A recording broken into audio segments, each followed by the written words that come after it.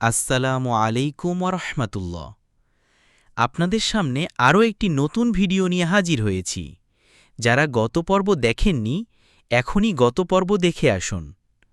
ইউসুফ আলাইহিসসালাম কাহিনী পর্ব ১১। গত পর্বে আমরা দেখেছিলাম ইউসুফ আলাইহিসসালাম কৌশলে তার ছোট ভাই বিনয়ামিনকে মিশরে রেখে দেন। এবার আমরা শুনব পিতা ইয়াকুব আলাইহিসসালামের হৃদয় বিদারক কান্না ও তাওয়াক্কুলের কাহিনী। মিশরে এসে ভাইরা ইউসুফ আলাইহিসসালামের সামনে বিনয় ও ভিক্ষারত কণ্ঠে বলল, যখন তারা তার কাছে প্রবেশ করল, তারা বলল, হে সম্মানিত ব্যক্তি, আমাদের ও আমাদের পরিবার পরিজনের উপর দুঃখ দুর্দশা এসে পড়েছে।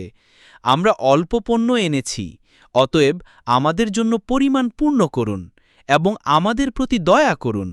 নিশ্চয়ই আল্লাহ দানশীলদের প্রতিদান দেন। সূরা ইউসুফ আয়াত ৮৮। ইউসুফ আলাইহিসসালাম এবার একটি এমন প্রশ্ন করলেন যা তাদের অন্তরে কাঁপন ভরিয়ে দিল। তোমরা কি জানো তোমরা ইউসুফ ও তার ভাইয়ের সঙ্গে কি করেছিলে যখন তোমরা ছিলে অজ্ঞ? আয়াত ৮৯। তারা থমকে গেল, সমস্ত দুনিয়া যেন স্তব্ধ হয়ে গেল। কেউ কিছু বলতে পারছিল না। তারা কাপা কণ্ঠে জিজ্ঞেস করল, তুমি কি ইউসুফ? আয়াত ৯০। ইউসুফ আলাইহিসসালাম বললেন, আমি ইউসুফ আর এটি আমার ভাই। আল্লাহ আমাদের প্রতি অনুগ্রহ করেছেন। যে ব্যক্তি তাকওয়া অবলম্বন করে ও ধৈর্য ধারণ করে, আল্লাহ তার প্রতিদান কখনো নষ্ট করেন না। আয়াত ৯০। ভাইয়েরা ভীষণভাবে লজ্জিত হয়ে পড়ে।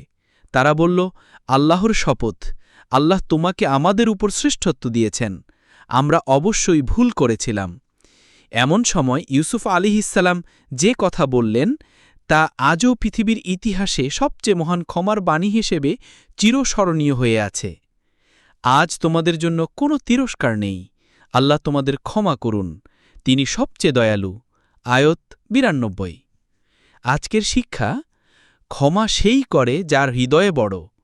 আল্লাহর উপর তাওয়াক্কুল ও ধৈর্য, এই দুটোই ইউসুফ আলাইহিসসালামের সম্মানের মূল চাবিকাঠি। আপনি যতই কষ্ট পেয়ে থাকেন না কেন, ক্ষমা করুন যদি আপনি মহান হতে চান। পরবর্তী পর্বে ইউসুফ আলাইহিসসালামের জামা ও ইয়াকুব আলাইহিসসালামের দৃষ্টিশক্তির ফিরে আসা। ভিডিওটি ভালো লাগলে পেজটি ফলো, লাইক, কমেন্ট, শেয়ার এবং হায়াত আইকিউ ইসলামিক সাবস্ক্রাইব করুন পরবর্তী ভিডিও দেখার জন্য।